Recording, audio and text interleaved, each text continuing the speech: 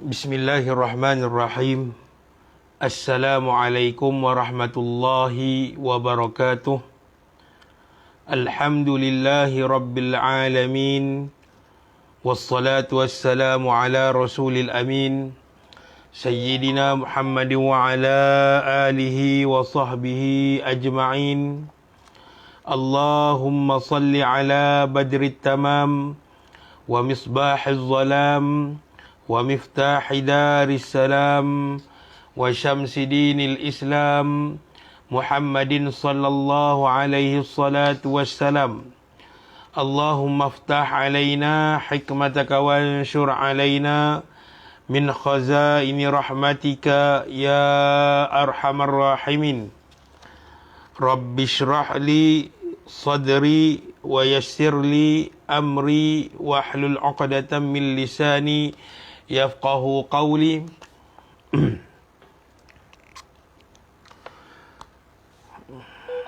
Subhanaka la ilma lana illa ma 'allamtana innaka antal alimul hakim. Wa la hawla wa la quwwata illa billahil aliyil azim. Bismillahi ma syaa Allah, la yasuqul khaira illa Allah. Bismillahi ma syaa Allah, la yasrifu su'a illa Allah. Bismillahi ma syaa Allah, ma kana min ni'matin fa min Allah. Bismillahi ma syaa Allah, la hawla wa la quwwata illa billah. Amma ba'du. Alhamdulillah, bersyukur kita kepada Allah Subhanahu wa taala kerana pada malam ini pada siri yang kedua, insya-Allah kita akan sambung pada membaca kitab Syama'ilul Muhammadiyah yang menceritakan tentang baginda Nabi SAW, yang menceritakan tentang kesempurnaan Nabi SAW. Jadi insya-Allah kita akan mulakan pembacaan kita. Kita mulakan dengan pengenalan bagi kitab ini. Dan kitab ini ditahqiq ditahqiq oleh Syekh Ahmad Fahmi bin Zamzam Abu Ali Al-Banjari An-Nadwi Al-Maliki, yang pernah saya tuntut ilmu daripadanya. Dan Syekh Ahmad Fahmi Zamzam telah mengambil daripada kitab Sairus Salikin yang disusun oleh Syekh Abdul Samad Al-Falimbani, seorang ulama Nusantara yang terkenal di Mekah Al-Mukarramah. Maka insya-Allah kita akan membaca kitab ini secepat yang mungkin dan ikutlah sampai mana yang membolehkan kita habis membacanya, insya-Allah. Qala al-muallifu rahimahullah ta'ala, pengenalan. Ini suatu keterangan pada menyatakan pengajaran Allah Subhanahu wa ta'ala akan kekasihnya dan pilihannya, iaitu Nabi Muhammad sallallahu alaihi wasallam, dengan disebutkannya dalam Al-Quran. Maka ini adalah satu kitab yang mana Allah nak mengajarkan kita melalui siapa dia? Melalui sirah baginda Nabi SAW. Dan kita telah nyatakan pada sesi semalam bahawa Allah telah Allah telah mempelbagaikan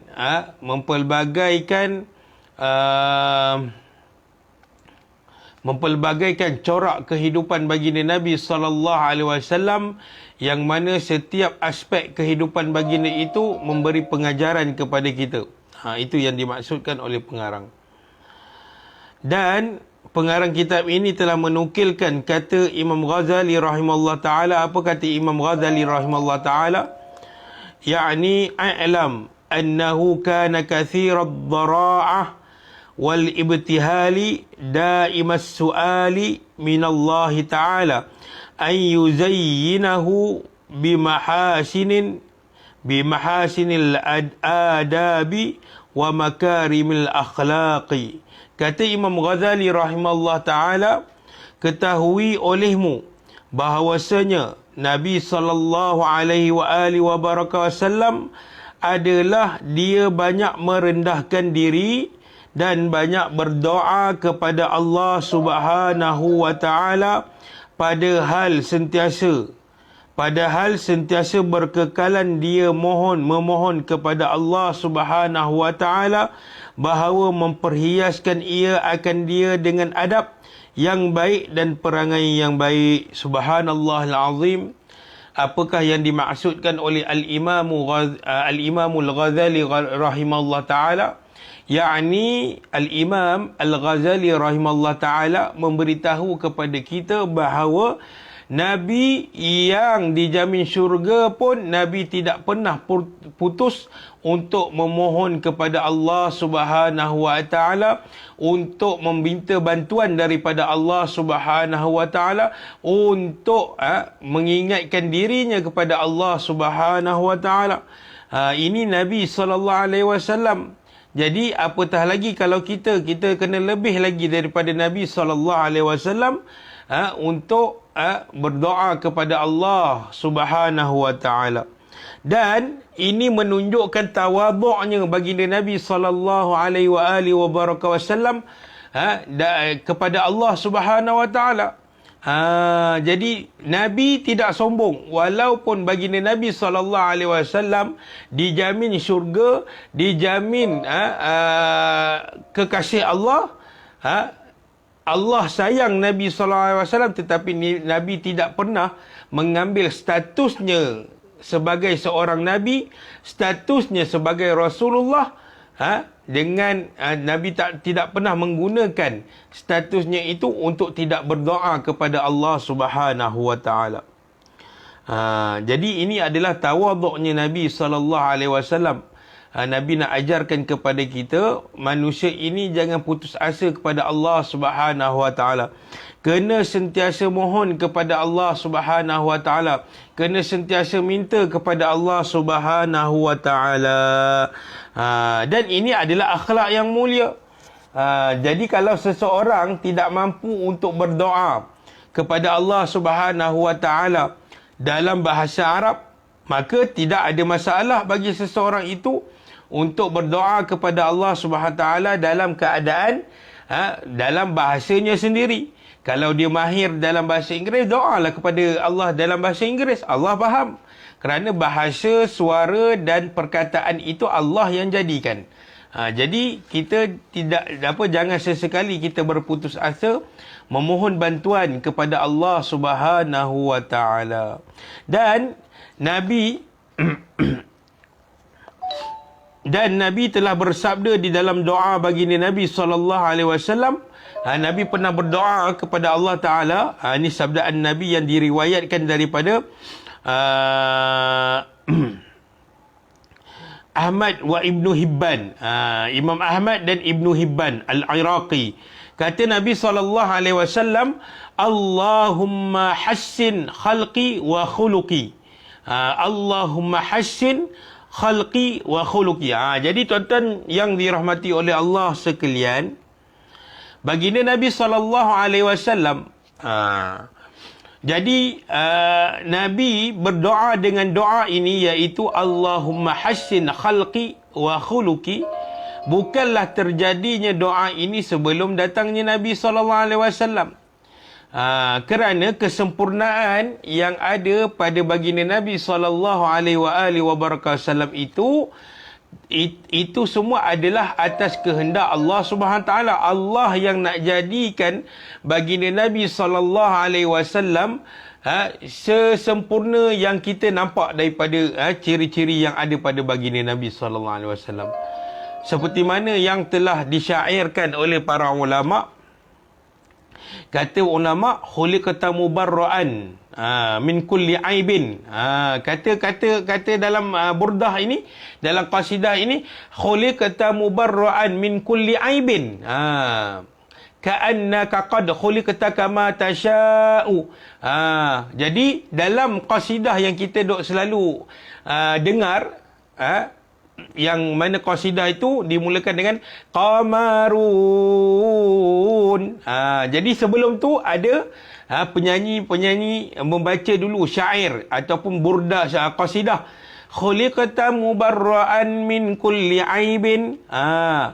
Yakni apa maknanya? Ulama mengatakan bahawa Allah menciptakan engkau ya Rasulullah, tidak ada sikit pun, tidak ada cacat cela, tidak ada sedikit pun pada engkau ya Rasulullah kecacatan ataupun aib ataupun kekurangan pada engkau ya Rasulullah, seumpama engkaulah yang pernah berdoa kepada Allah Subhanahu Wa Taala, ya seperti mana doanya, ya Allah, tolong ciptakan aku sesempurna yang paling sempurna. Tetapi Nabi tidak berdoa.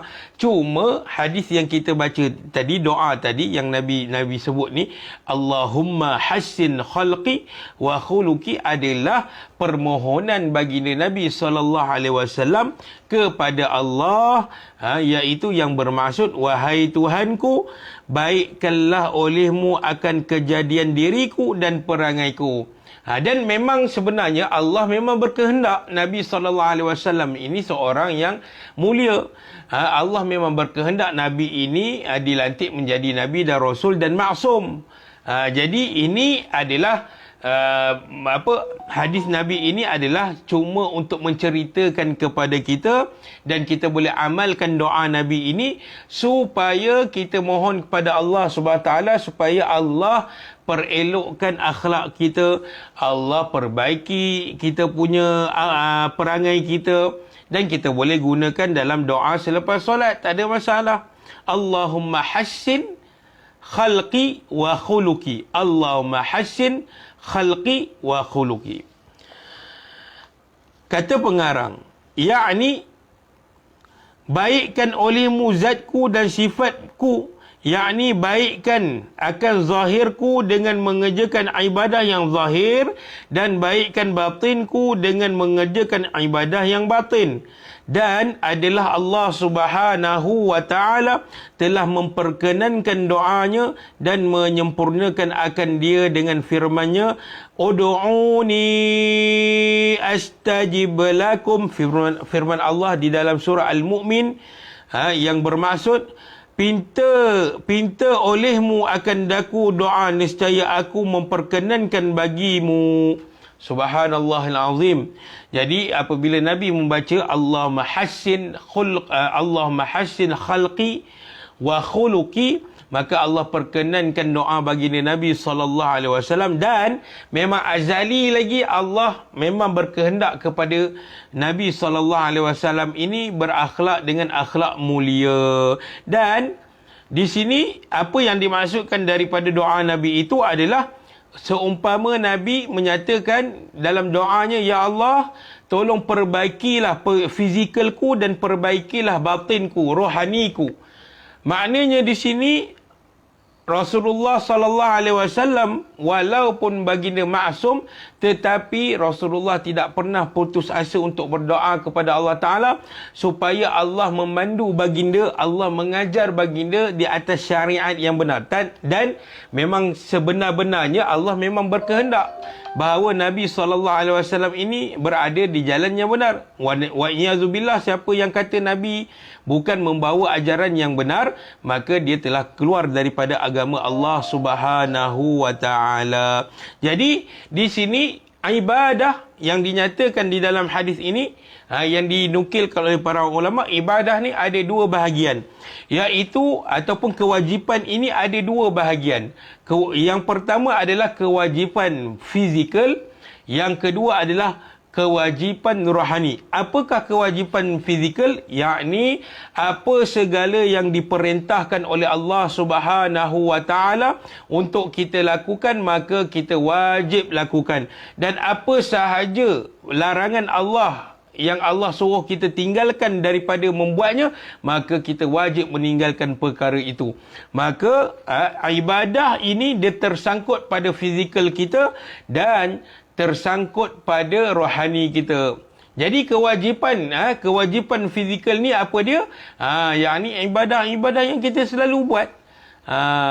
Solat, puasa, zakat, berniaga dengan cara yang baik, bukan dengan riba. Bercakap dengan ibu ayah dengan baik, bukan menengking-nengking. Itu fizikal. Dan kewajipan rohani, ibadah rohani apa dia?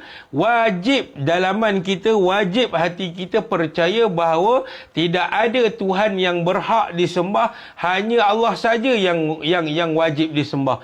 Tidak ada Tuhan yang berhak disembah melainkan Allah sahaja yang wajib disembah. Itu kewajipan hati. Dan yang kedua, kewajipan hati adalah wajib kita untuk menjaganya daripada rosak akidah. Wajib kita ni, setiap orang wajib fardu ain. Fardu ain untuk menjaga hati kita daripada hati kita ni rosak dengan akidah yang sesat. Daripada berpegang dengan akidah yang sesat, maka wajib ke atas kita untuk menjaga iman kita, wajib ke atas kita untuk menjaga akidah kita, wajib ke atas kita untuk menjaga pegangan kita. Maka barang siapa yang memilih agama lain selain daripada agama Allah, maka dia di kalangan orang-orang yang rugi. Dan apabila dia tidak bertaubat kepada Allah Subhanahu Wa Taala, bagi orang yang murtad ataupun orang yang syirik, syirik, yakni taubat orang yang murtad dan orang yang syirik ini adalah dengan dia mengucap 2 kalimah syahadah dan kembali kepada agama Allah. Kalau dia mati dalam keadaan yang tidak bertaubat kepada Allah Ta'ala, yakni dia tidak kembali kepada agama Islam, maka dia juga akan kekal di dalam neraka Allah bersama-sama dengan orang kafir. Ini bagi orang yang murtad dan orang yang syirik kepada Allah Subhanahu Wa Ta'ala. Maka ini kewajipan yang wajib kita jaga. Kewajipan fizikal luaran kita dan kewajipan apa dia? Kewajipan dalaman kita. Jadi kita kena jaga. Bukan setakat bila kita kata ke atas kita ni ada tanggungjawab yang perlu kita jaga, bukan sekadar solat, bukan sekadar puasa, tetapi dalaman juga, iaitu pegangan kita, iman kita, akidah kita, wajib kita jaga. Itu termasuk dalam fardu ain. Jadi macam mana kita nak tahu jaga akidah kita? Wajib mempelajari ilmu fardu ain. Okey, baik. Kata pengarang, kata Sa'ad bin Hisham radhiyallahu anhu daripada hadis Nabi SAW yang diriwayatkan oleh Imam Muslim, dakhaltu ala Aisyah radhiyallahu anha fasa'altuha an akhlaqi Rasulillah sallallahu alaihi wasallam faqalat ama taqra'ul Quran qultu.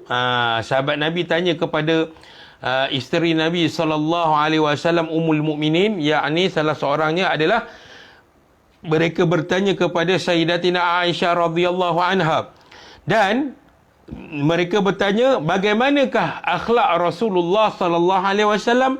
Maka jawapan Sayyidatina Aisyah dengan cara mana? Sayyidatina Aisyah membalas balik soalan itu dengan soalan. Apa kata Sayyidatina Aisyah radhiyallahu anha? Kata Sayyidatina Aisyah, amma taqra'ul Quran? Maka sahabat pun jawab, qultu bala. Qalat khuluqu Rasulillah sallallahu alaihi wasallam al-Quran. Apa makna hadis ini? Hadis ini hadis yang sahih dan hadis ini diketahui oleh umum. Apa maknanya? Satu ketika sahabat dia bertanya kepada Sayyidatina Aisyah tentang akhlak Nabi. Apa dia? Aku masuk ke rumah Sayyidatina Aisyah radhiyallahu anha, maka aku bertanya kepada dia daripada kenyataan perangai Rasulullah sallallahu alaihi wasallam. Maka Sa'ad bin Hisham radhiyallahu anhu bertanya kepada Sayyidatina Aisyah, wahai Aisyah, wahai Ummul Mukminin, bagaimanakah akhlak baginda Nabi sallallahu alaihi wasallam? Apa dia? Apa dia? Bagaimanakah akhlak baginda Nabi sallallahu alaihi wasallam? Kata Sayyidatina Aisyah membalas balik soalan itu dengan soalan. Dia bertanya kembali kepada sahabat Nabi ini dengan menyatakan bahawa tiada adakah engkau membaca akan Al-Quran? Tidakkah engkau tidak membaca Al-Quran? Kata Sayyidatina Aisyah. Maka jawablah sahabat Nabi SAW, bahkan aku memang baca Al-Quran ini. Maka berkatalah Sayyidatina Aisyah radhiyallahu anha, iaitu perangai Rasulullah sallallahu alaihi wasallam itu disebut oleh Allah Subhanahu wa taala di dalam Al-Quran melalui firman Allah yang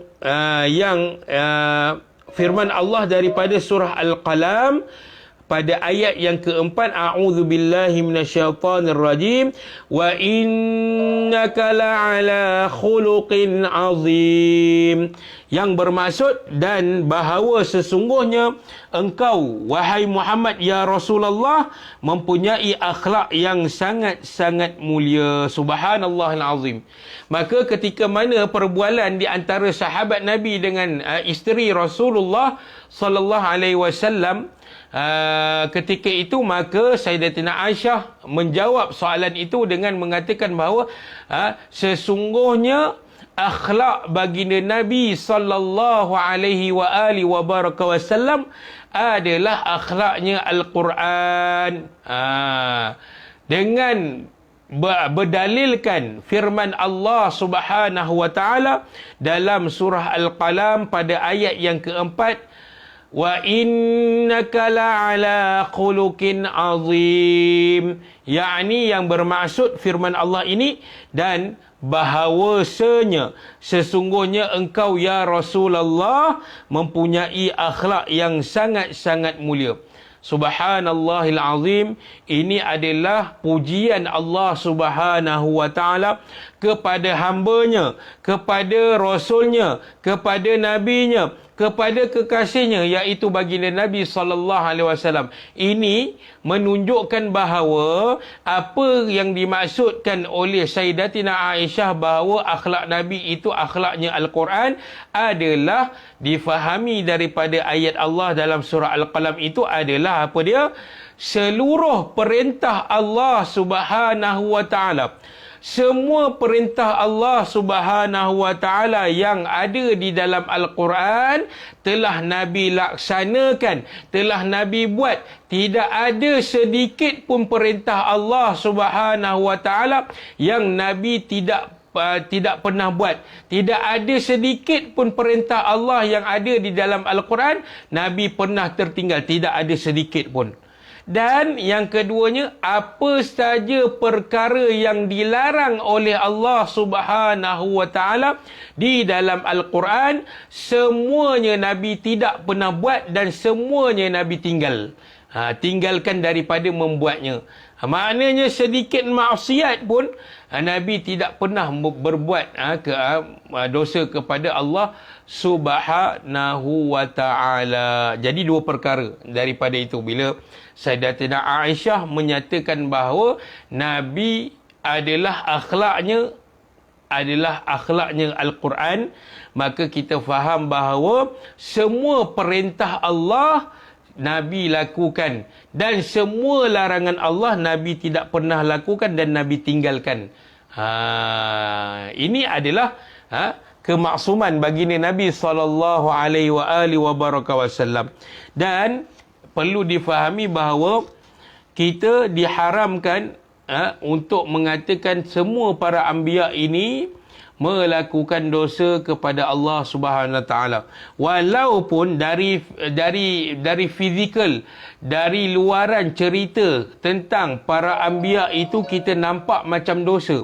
Contohnya perlakuan Nabi Adam alaihissalam sebelum Allah turunkan Nabi Adam ke muka bumi. Maka kan kita tahu berlakunya Nabi Adam ini terlupa dengan perintah Allah dan lalu baginda makan buah yang dilarang oleh Allah Ta'ala. Lalu Allah turunkan Nabi Adam alaihissalam di muka bumi. Secara fizikal melalui kisah Nabi Adam ini, kita nampak bahawa Nabi Adam ini macam melakukan kesalahan, macam melakukan dosa kepada Allah Subhanahu Wa Taala. Dan kalau melakukan dosa kepada Allah Taala perlukan bertaubat. Kita nampak secara fizikal macam tu. Secara luarannya kita nampak macam tu.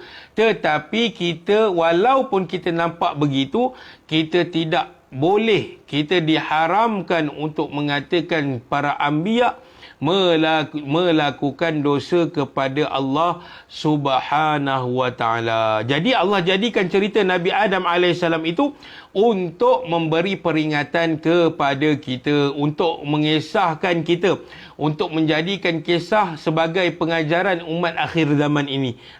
Jadi kita tak boleh katakan para anbiya ini melakukan dosa kepada Allah Subhanahu wa taala. Dan kecantikan Nabi SAW, kebaikan akhlak Nabi SAW bukanlah pada dalaman sahaja, tetapi kedua-duanya, luaran yakni fizikal dan rohani baginda tetap sama. Ada orang yang kita nampak luaran sahaja yang baik, tetapi dalaman dia hati busuk.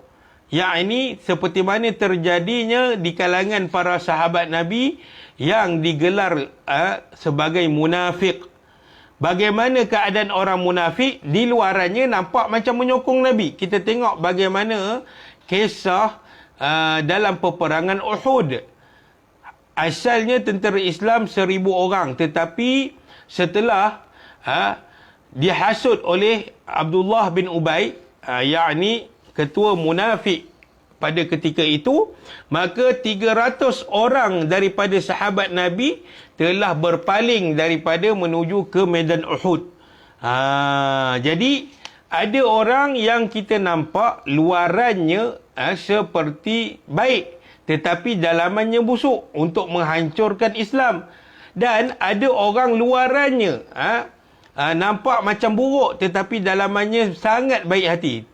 Tetapi Rasulullah sallallahu alaihi wasallam, Allah jadikan baginda luaran baik, dalaman pun baik. Subhanallahal azim. Ini adalah ciptaan Allah, kemuliaan Allah yang Allah nak berikan kepada baginda Nabi sallallahu alaihi wasallam. Dan lagi bahawasanya Allah Subhanahu wa taala itu mengajar adab yang baik akan Rasulullah sallallahu alaihi wasallam dalam Al-Quran dengan firman-Nya, yakni Allah berfirman di dalam surah Al-A'raf pada ayat 199, yang mana Allah berfirman, khudhil afwa wa'mur bil ma'ruf wa'mur bil urfi wa'arid 'anil jahilin. Allah berfirman sekali lagi, khudhil afwa wa'mur bil urfi wa'arid 'anil jahilin. Kata Allah Subhanahu wa taala, Allah berfirman, maafkanlah olehmu wahai Muhammad akan kesalahan umatmu, dan suruh olehmu akan dia dengan berbuat kebajikan, dan berpaling engkau daripada pekerjaan orang yang jahil. Baginda Nabi SAW